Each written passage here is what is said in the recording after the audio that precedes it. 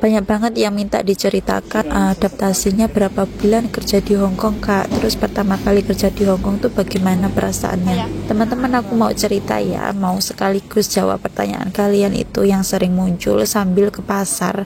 Aku hari ini ke pasar beli ikan, kemudian ini disusul ke ini ke supermarket Park and Shop mau beli saus. Sebelumnya selamat siang buat teman-teman yang di Indonesia yang mau kerja ke Hong Kong, jangan lupa mampir di video belajar masak aku ya.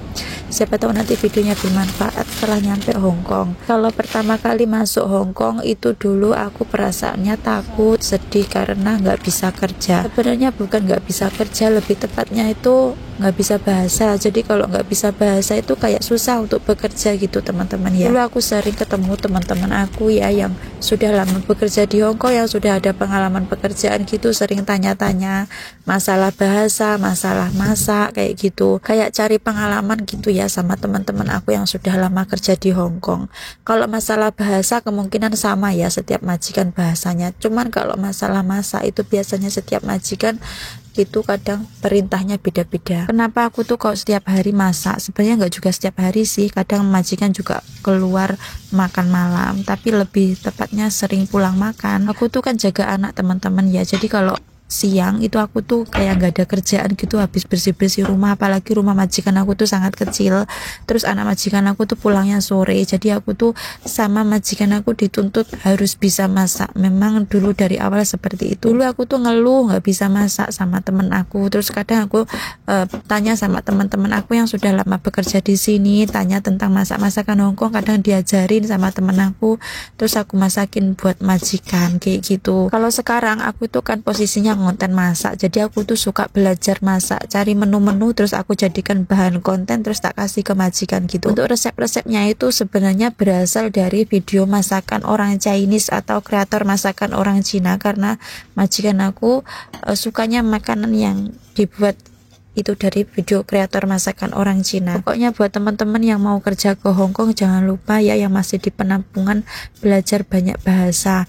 Tapi dari segi pengalaman aku ya, meskipun aku belajarnya itu rajin ya di penampungan, setelah nyampe Hong Kong itu bahasanya tuh sudah beda lagi teman-teman. Aku juga nggak bisa bahasa ya, bahasa sehari-hari itu nggak bisa.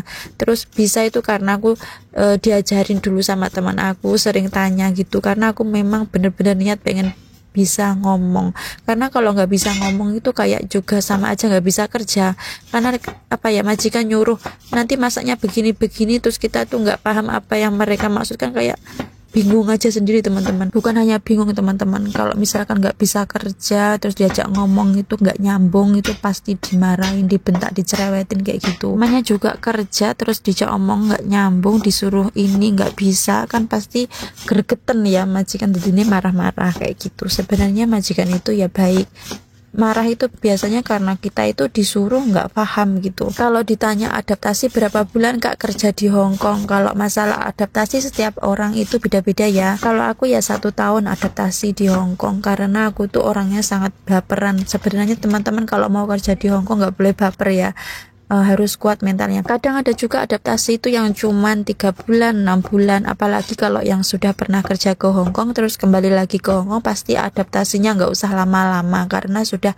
bisa bahasa. Kenapa adaptasinya lama? Karena aku belum pernah kerja di Hong Kong, terus aku tuh ketemu majikan aku yang ini tuh kayak majikan yang agak sulit juga ya ditaklukkan gitu teman-teman. Majikan aku tuh baik, tapi aku nggak tahu ya ini tuh maksudnya tipikal yang susah apa yang gampang kalau ditaklukin. Teman-teman, aku hari ini masak steam ikan ya, yang simple aja. Tadi aku ke pasar masak steam ikan ya, masakannya itu aja teman-teman, steam ikan terus tumis-tumisan kayak gitu.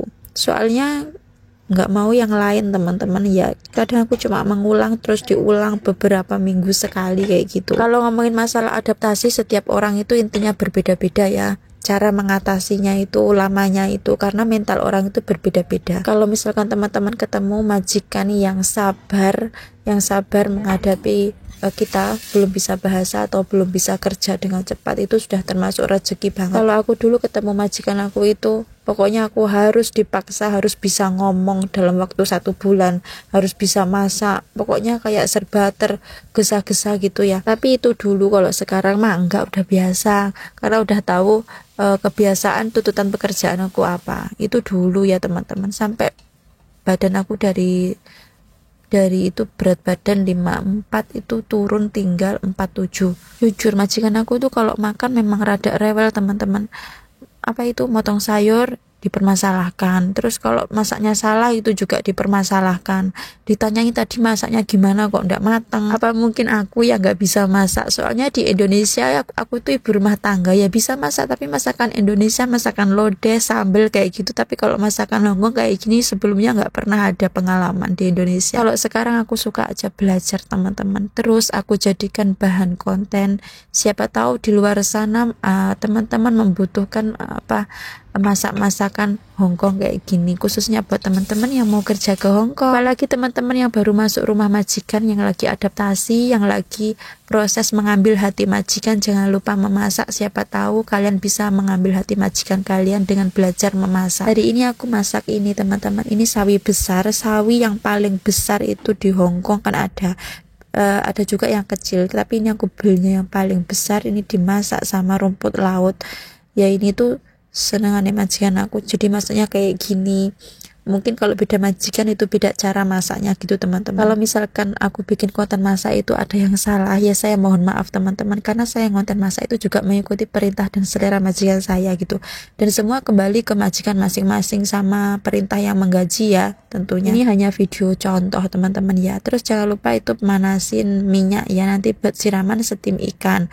Pokoknya teman-teman kalau tanya masalah adaptasinya beda-beda, karena mental manusia itu ya beda-beda gitu teman-teman. Nah ini tiba-tiba aja sudah mateng sawiku. Terus tadi tuh dikasih mie, tadi tuh mie-nya namanya fentiu, kalau bahasa Mandarinnya fentiao. Kemudian ini tuh mie-nya ditaruh di dalam mangkok, terus kasih daun bawang kurang lebih seperti ini. Terus tadi ikannya itu disetim kurang lebih 9 menit, karena ini ikannya saya buang tulangnya, jadi nggak usah lama-lama teman-teman.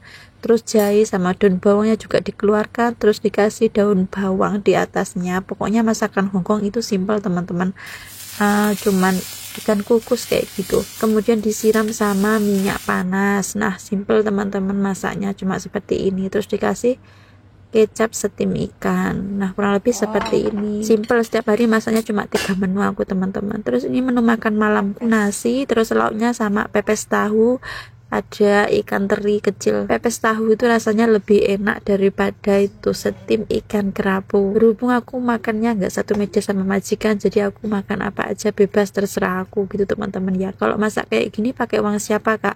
Kalau masak ini pepes tahu ya pakai uang majikan loh. Ini pepes tahu rasanya enak sekali teman-teman, lama nggak makan ya, maklumlah di Hongkong. Ya udah teman-teman, sekian dulu ya video aku hari ini. Terima kasih yang udah menonton. Kalau misalnya ada salah kata saya mohon maaf ya. Wassalamualaikum, sampai jumpa di video aku selanjutnya. Bye bye.